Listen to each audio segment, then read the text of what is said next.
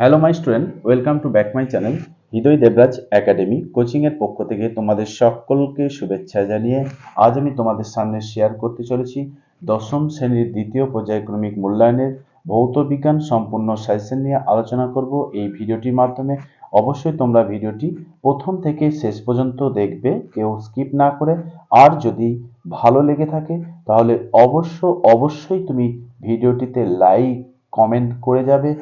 আর যদি কেউ চ্যানেলে নতুন হয়ে থাকো তাহলে অবশ্যই তুমি চ্যানেলটিকে সাবস্ক্রাইব করে রাখো, তাহলে আমি পরবর্তীতে তোমাদের জন্য যে সাজেশন ভিডিওগুলি আপলোড করব তো তোমরা খুব সহজেই পেয়ে যাবে। তো চলো ডিয়ার মাই স্টুডেন্ট, আজকে বিশেষ কিছু কথা না বাড়িয়ে আমি তোমাদের যে ভৌত বিজ্ঞানের দ্বিতীয় পর্যায়ক্রমিক মূল্যায়নের 3 মার্কের যে সমস্ত গুরুত্বপূর্ণ প্রশ্নগুলি আমি তোমাদের জন্য বাছাই করেছি সেগুলো অবশ্যই তুমি শেষ মুহূর্তে একবার হলেও অন্তত দেখে যেও। অবশ্যই তুমি পরীক্ষা হলে আশা করি কমন পাবে।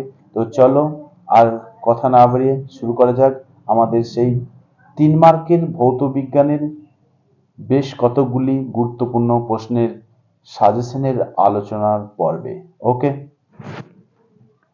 দেখো রাসায়নিক গণনা, এখান থেকে মাত্র 3টি প্রশ্ন আমি তোমাদের জন্য সিলেক্ট করেছি। প্রথম প্রশ্ন হচ্ছে, একটি ধাতব কার্বনেটকে উত্তপ্ত করলে তা ধাতব অক্সাইড 112 গ্রাম ও একটি গ্যাসীয় যৌগ উৎপন্ন হয় যার বাষ্প ঘনত্ব 22 এবং কত মোল গ্যাসীয় যৌগ উৎপন্ন হবে?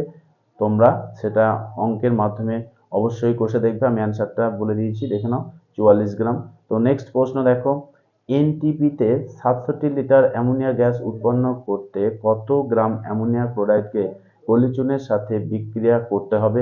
অ্যান্সারটা আমি বলে দিয়েছি, দেখে নাও। তোমরা অবশ্যই তোমাদের টিউশন টিচার বা তোমাদের বাড়ির গৃহ শিক্ষক মহাশয়ের কাছে অবশ্যই সমাধানটা করে নেবে, দেখে নাও অ্যান্সারটা বুঝতেই পারছো 160.5 গ্রাম।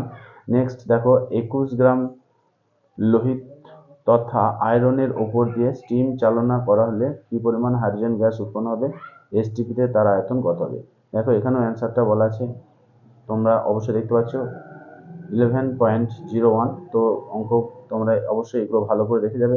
নেক্সট তোমাদের যে চ্যাপ্টারটা করতে হবে দেখে নাও, সেটা হচ্ছে চলতড়িৎ। তো চলতড়িৎ থেকে আমি তোমাদের জন্য যে প্রশ্নগুলো সিলেক্ট করেছি মাত্র 4টি, অবশ্যই এই 4টি প্রশ্ন 3 মার্কের করে যাবে। দেখো, একটি বৈদ্যুতিক ডিসি মোটরের কার্যপ্রণালী চিত্র সহ লেখো। নেক্সট, তড়িৎ প্রবাহের তাপীয় ফল সংক্রান্ত জুলের সূত্রটি বর্ণনা দাও।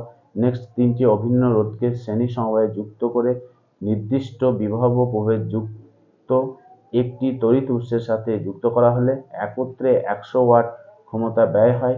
রোধগুলিকে সমান্তরাল সমবায়ে যুক্ত করা হলে মোট কত ক্ষমতা ব্যয় হবে?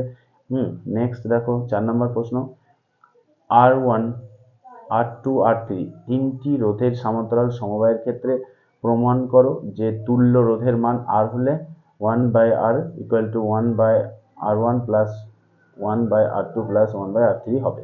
নেক্সট তোমাদের যে অধ্যায়টা করতে হবে সেটা দেখো, তড়িৎ প্রবাহ ও রাসায়নিক বিক্রিয়া। তো এখান থেকে দেখো তোমাদের জন্য যে প্রশ্নগুলো আমি 3 মার্কে সিলেক্ট করেছি অবশ্যই তোমরা লিখে নাও। গলিত NaCl এর তড়িৎ বিশ্লেষণে ক্যাথোডে সোডিয়াম ও অ্যানোডে ক্লোরিন গ্যাস উৎপন্ন হলে NaCl এর জলীয় দ্রবণের ক্ষেত্রে তা ঘটে না, এর কারণ ব্যাখ্যা করো। নেক্সট, তড়িৎ বিশ্লেষণ পদ্ধতিতে কিভাবে অবিশুদ্ধ কপারের তড়িৎ পরিশোধন করা হয়? নেক্সট দেখো 3 নাম্বার প্রশ্ন, তড়িৎ বিশ্লেষণের সাহায্যে কিভাবে অ্যালুমিনিয়াম থেকে অ্যালুমিনিয়াম ধাতু নিষ্কাশন করা হয়? নেক্সট 4 নম্বর প্রশ্ন দেখো, ধাতব পরিবাহী ও তড়িৎ বিশ্লেষ্য পরিবাহীর পার্থক্য লেখো। নেক্সট যে অধ্যায়টা 3 মার্কের তোমাদের খুবই গুরুত্বপূর্ণ অধ্যায়, দেখে নাও, পরীক্ষাগার ও রসায়ন শিল্প ও জৈব রসায়ন। এখান থেকে মাত্র 4টি প্রশ্ন দিয়েছি। হাইড্রোক্লোরিক অ্যাসিডের শিল্প উৎপাদন প্রক্রিয়ার বিভিন্ন ধাপগুলির শর্ত সহ ও সমীকরণ আলোচনা করো। নেক্সট, স্পর্শ পদ্ধতিতে সালফিউরিক অ্যাসিড প্রস্তুতির বিভিন্ন ধাপগুলির শর্ত ও সমীকরণ সহ আলোচনা করো। নেক্সট, বজ্রপাতের ফলে বায়ু নাইট্রোজেনের আবদ্ধকরণের ধাপগুলি বিক্রিয়া সহ আলোচনা করো। নেক্সট, নাইট্রিক অ্যাসিড শিল্প উৎপাদন পদ্ধতির ধাপগুলি শর্ত সমীকরণ সহ লেখো। এই ছিল তোমাদের দশম শ্রেণী দ্বিতীয় পর্যায়ক্রমিক মূল্যায়নের অধ্যায় ভিত্তিক 3 মার্কের সম্পূর্ণ সাজেশন। ওকে, আজ এই পর্যন্তই।